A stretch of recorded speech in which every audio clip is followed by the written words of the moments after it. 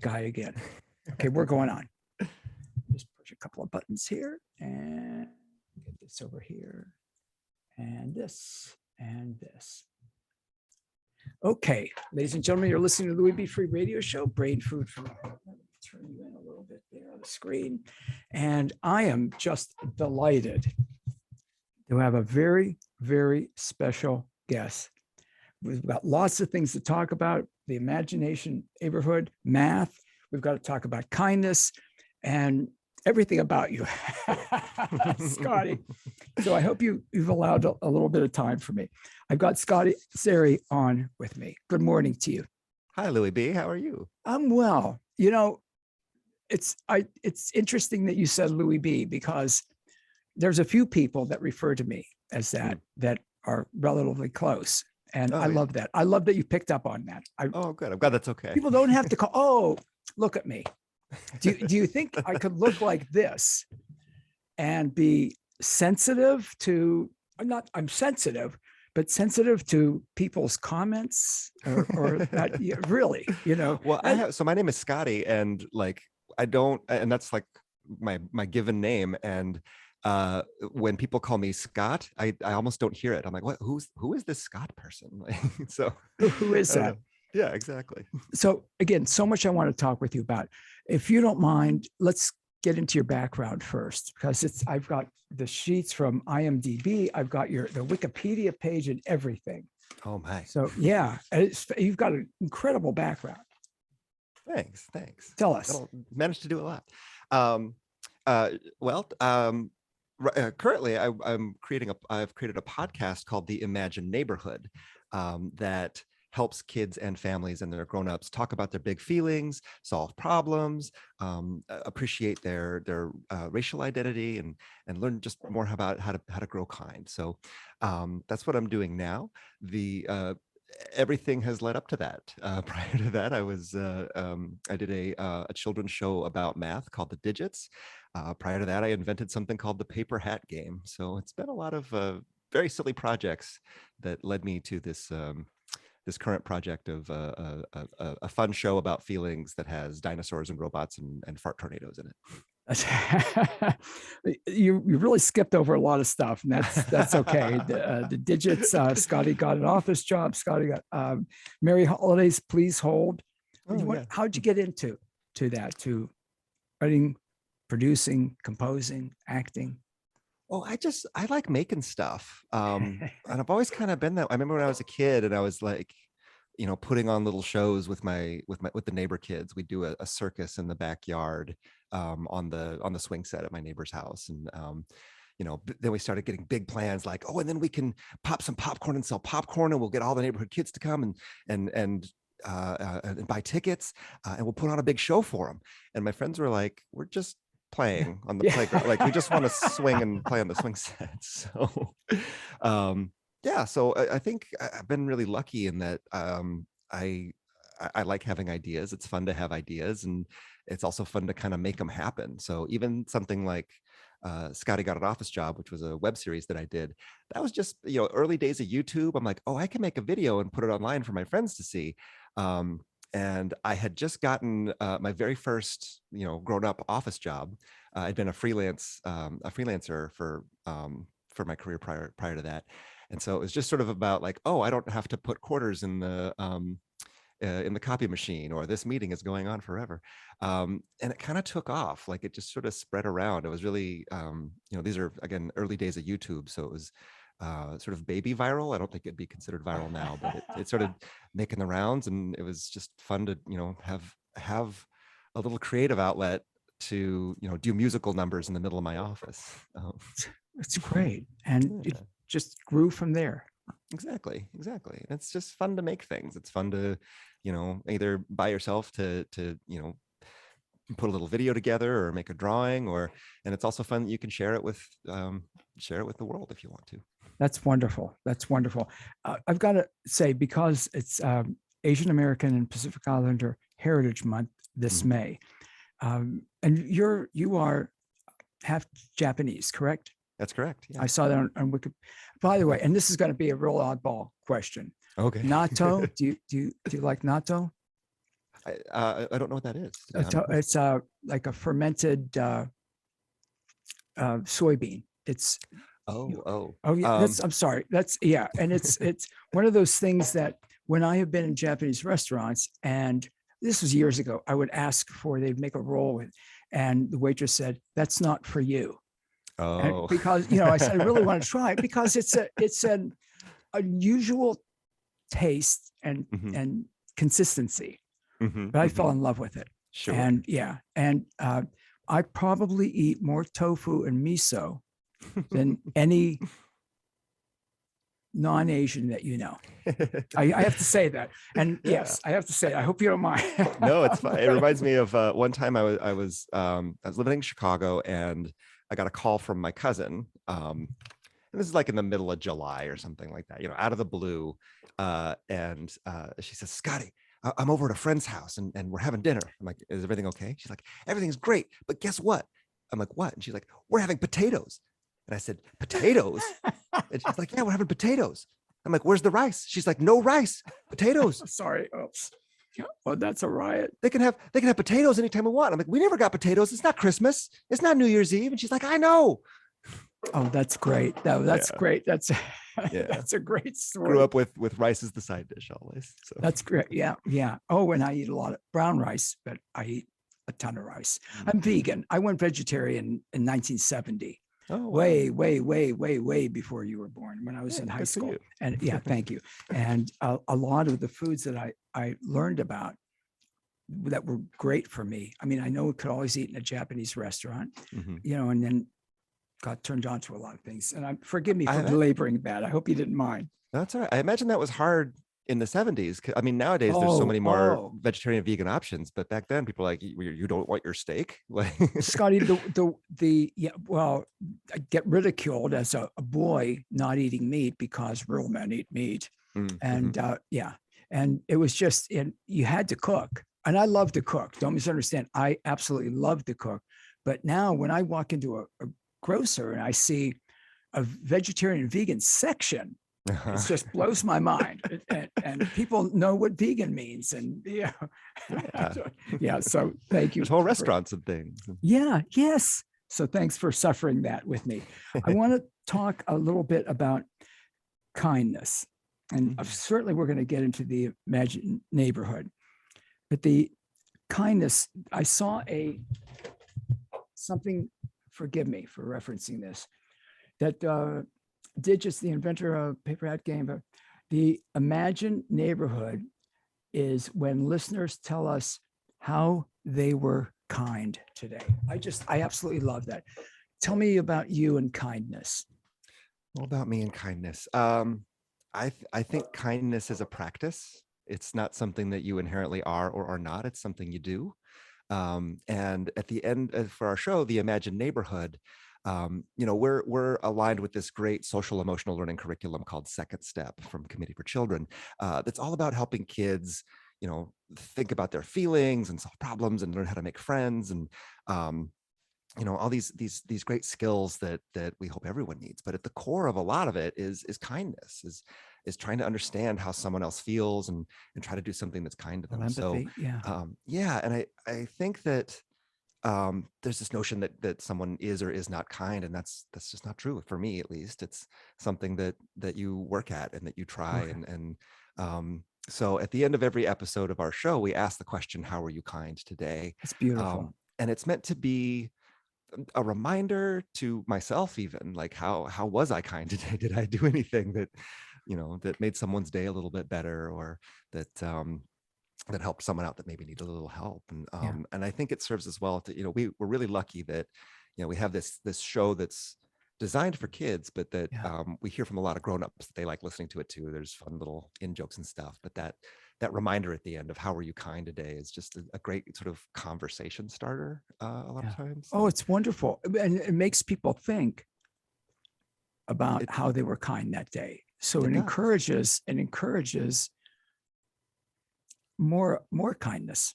Yeah. Because they think, well, I really wasn't really kind today. Well, I wasn't mean, I wasn't nasty, but I didn't do anything kind. And I need to start doing that.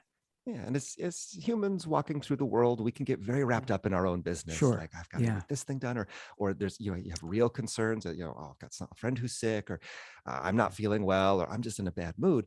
And so it does sometimes take a little effort to think about to think about other people and to think about how you Yes.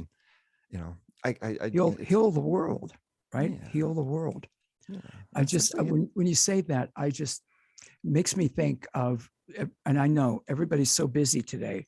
And again, I'm an old man. It's like, busy doing what? I mean, is it stuff? Is it just scrolling on your phone or whatever? And you need to look up. And again, I do it also. I actually, you'll be surprised. In my 69th year, I actually have a smartphone. Hey. Oh, hey, right. Yet when I see people in groups of other people, let me give you a real quick story, Scotty Iseri, if you don't mind. It was actually a Chinese restaurant picking up takeout a number of years ago. I've told the story a lot on the show. And I saw a couple, maybe in their 30s, early 30s, mid 30s, eating with their right hand and looking at their phone with their left. They're across from each other. And it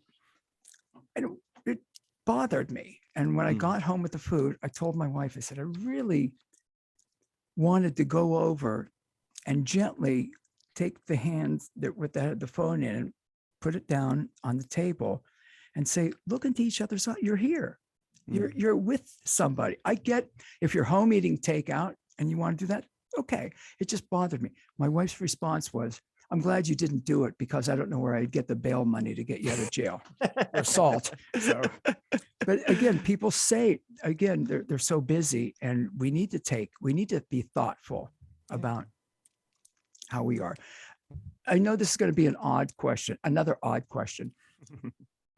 Do you know where that drive for kindness comes in, Scotty Iseri? Oh, short answer is no. Yeah, I think, believe me, I answer the same. When I ask that, I think, how would you answer? I don't know. I mean, the best answer I can think of is that I think a lot of people have been very kind to me in a lot of very important ways.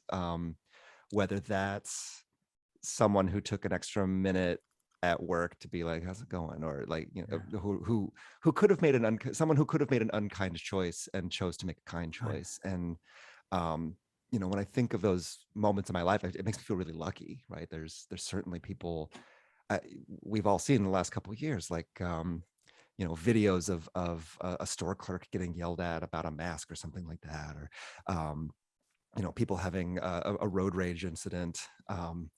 And those moments where you can decide to have the kind impact or not, people have done that a lot to me. And while I may never be able to repay, the woman who offered me a free haircut on the train because she looked at my haircut and was like, you need a haircut, honey. Come see me. She gave me her business card. I can't repay her necessarily, but I can pay that forward. Yeah, you certainly can. As tried as that sounds. Pass it on. Yeah, I've just been really lucky that I've had people be kind to me, and I want to return that as best I can. That's wonderful. A wonderful author, Meg Nossero, is listening, watching, and she said, it's a very self-full act to be kind to others because it is reflected back to you. You get what you give. Oh, I like that. Self-full instead of selfish. Yeah. I like that. I like that, Maggie. That's really, really good. So let's talk about the Imagine Neighborhood, a little bit more about the podcast, and tell us. Sure. Oh, and math. We've got to talk about math too. Oh, we can talk about helping math, kids. Yeah. Go ahead. Let's hit the math first. I'm sorry, Scotty. I'm so my discursive brain, my chaos, my disorganization. But the Imagine Neighborhood. It's an audio podcast. It's all audio, and it's original stories in this original world that we've created, where we take all the things from childhood and we bring them to life. So there's the cracks actually are lasers, and the floor can really turn into lava. And we've got these lovely characters that inhabit the world, like Princess Donosaurus and Count Vacula, who's sort of a vampire Roomba type character. And we really use story to try to teach kids and their grownups these ideas around kindness, around social and emotional development. And I wanted to be very clear, like we're working with some very, very smart people. We've got these experts, these PhDs in child development, in positive racial identity development, in kids media consumption, like Mia Doses and Dr. Sherry Whedon, Kelly Mendoza from Common Sense Media, Dr. Aisha White. We've just got some very smart people who help us find the things that the science says works. These are things that work to help kids grow kinder, to develop their social skills, to become more emotionally aware, and to problem solve. And then we turn those into fun stories about, fire pirates on Lava Avenue, or Princess Donosaurus wants to make it so that every day is her birthday. And our goal with the show is really to make it a fun experience for families, for kids, for grownups, to have conversations about their feelings. Aside from how were you kind today, which is what we ask at the end of every question, at the end of every episode also asks questions for the listeners, like, how does your body feel when you're angry? Or have you ever been excluded from something? Has someone ever left you out of something? And how did that feel? Also, go ask your grown-up how they feel. So we're trying to get kids, grown-ups, to have those conversations about feelings. That's wonderful. And we've gotten these great emails from grown-ups who say things like, man, no one ever asks me how I'm feeling. Like it's been so long since someone asked me like how I feel when I'm angry. And I had to take that moment and be like, wow, how do I feel when I'm angry?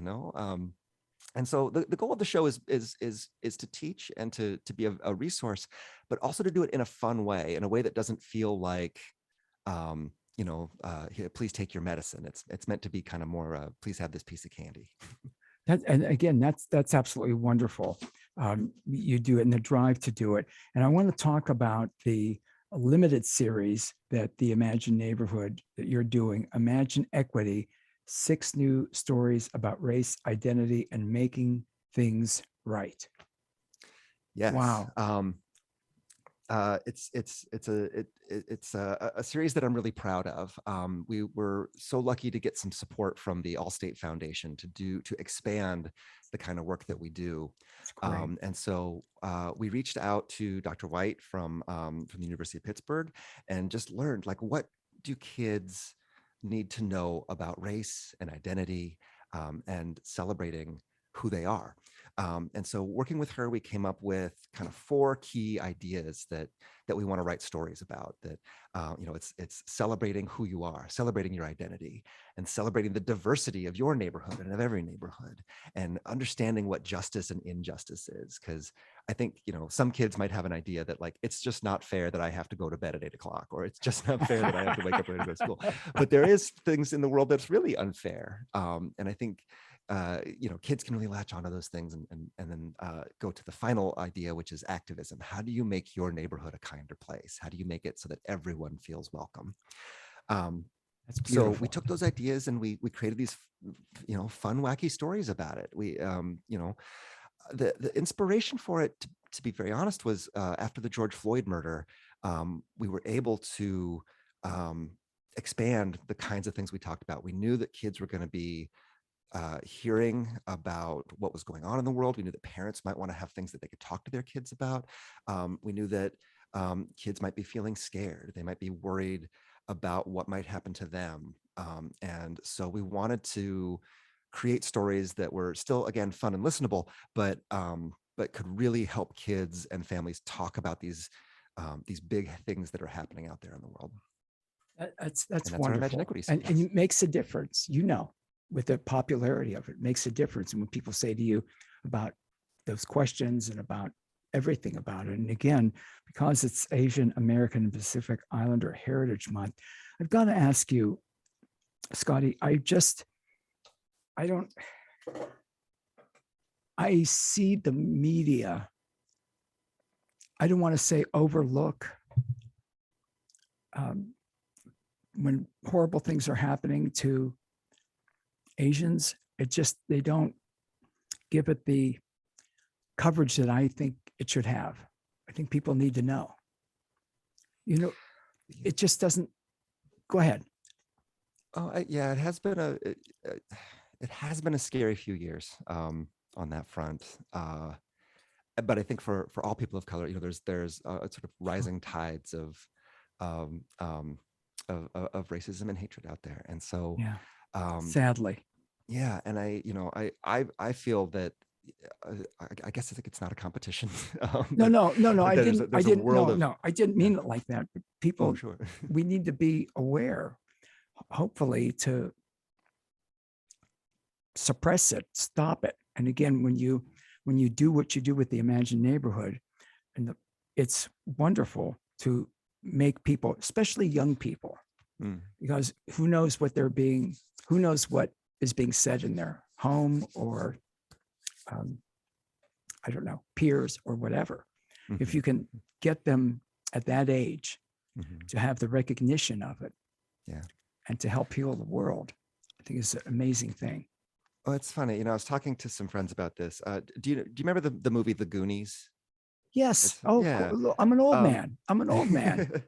There's a movie in the 80s about kids going on a big adventure. And Yeah. I love that movie. And I loved that movie growing up. But one of the things that always stuck with me is that there's an Asian character in that movie. And I was thrilled. Like he gets to go on all the Oh, adventures. Like he gets to go on all the fun as well. And he's part of the gang. Um, and so it was this lovely moment of being able to see myself in a weird way. Um, in the media and see that I'm part of the gang.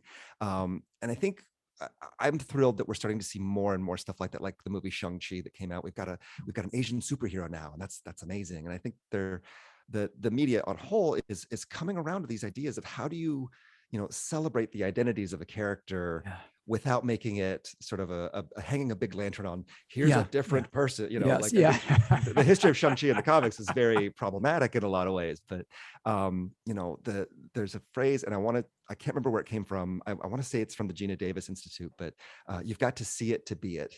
And so as the media is able to show stories of people from all different backgrounds and all different identities, then kids of all different backgrounds, all different identities can see themselves in that. We've actually thought a lot about this as we have built our cast of characters for the Imagined Neighborhood. We're very lucky to have this amazing cast with with very diverse backgrounds, and they're all so generous in It's wonderful. helping us tell the stories and design the characters around their identities. We have a character named Dr. Apocalypso, and the actress that plays her is Mexican, and so now Dr. Apocalypso is Mexican, and we've got an episode coming out about that's partially in Spanish, and so we talk about how some of the episodes we're working on are about language and development, and our goal with all of this is so that kids can see themselves in our neighborhood as well, and that can see that that regardless of who you are, how you identify, you're still part of the neighborhood, and we can still like the things about you that make you special are welcome here and are celebrated here. It's beautiful. Again, I keep saying that's beautiful, but Scotty Iseri, that it is. Can you tell us more about the cast? How you do the podcast? Tell us. Oh, it's very it's very lo-fi. I mean, if as you can see here on the Zoom call, I record the episodes right here in my little nook. Um, the cast is from all over. We have folks in Toronto. We have one of our actors is in Qatar.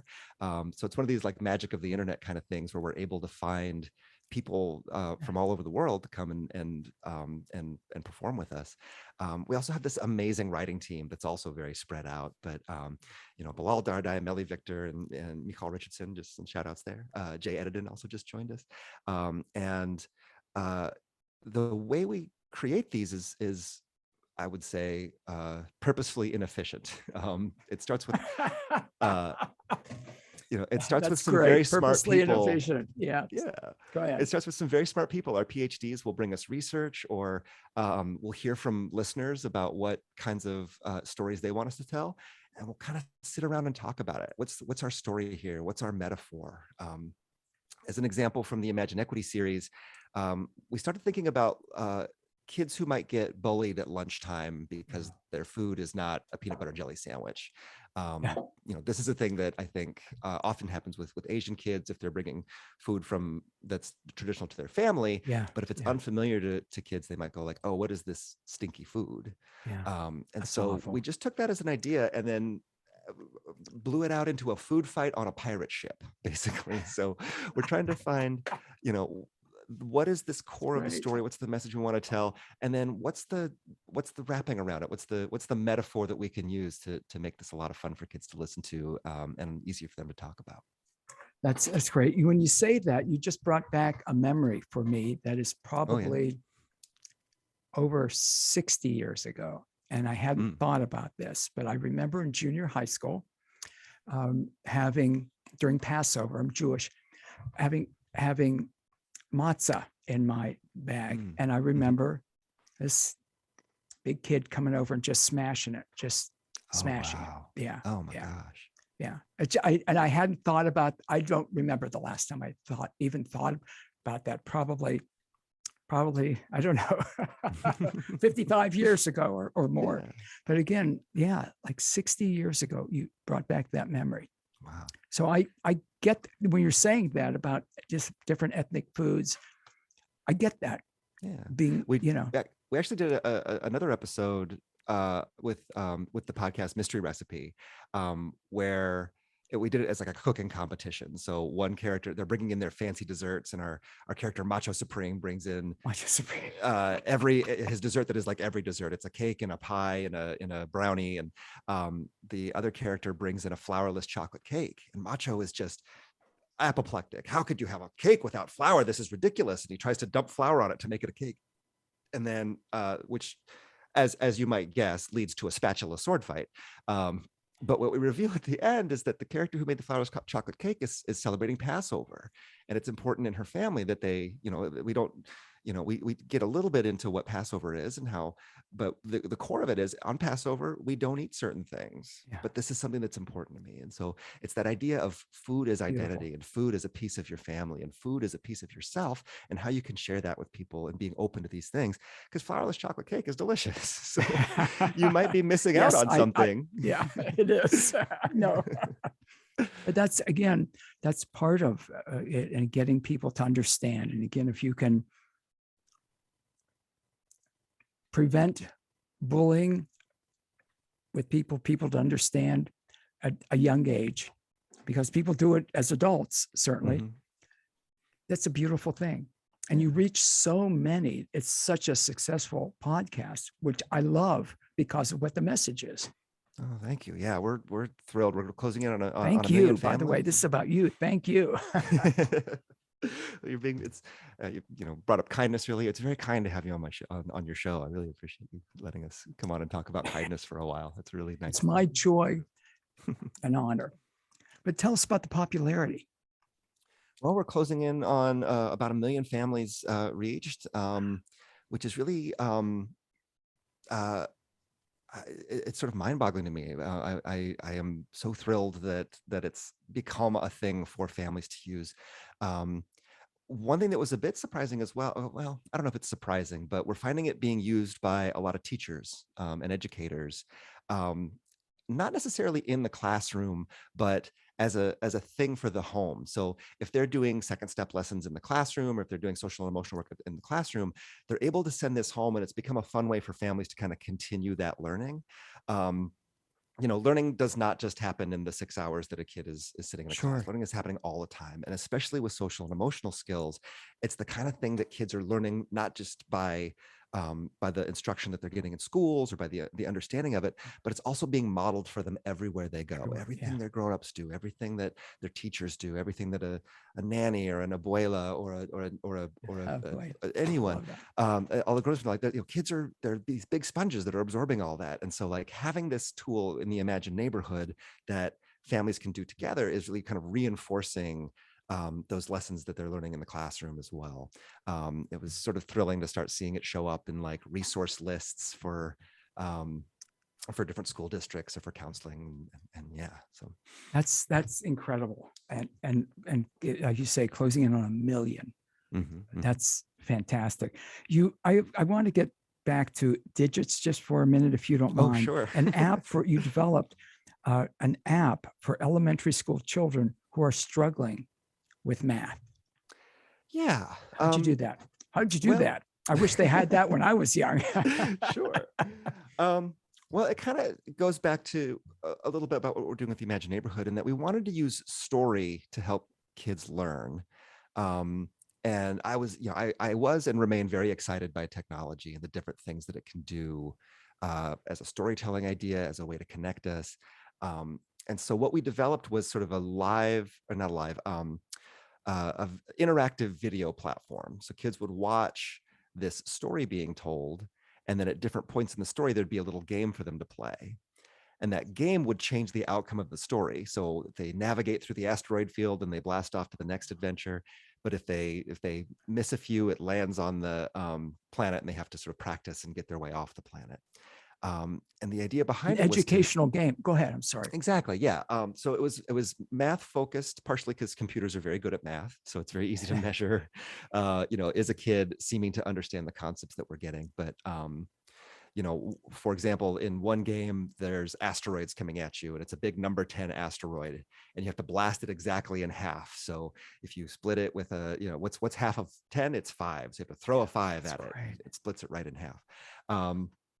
And it was all, it was wrapped in this world of an outer space rock band that's touring the galaxy. They're trying to stop an evil record label executive who's using, subsonic waves to turn people into zombies. But it really, again, we were working with teachers and educators to create a curriculum that matched what kids would be doing in school, but made it fun with songs and music and video games and things. That's fantastic. And great successes with that.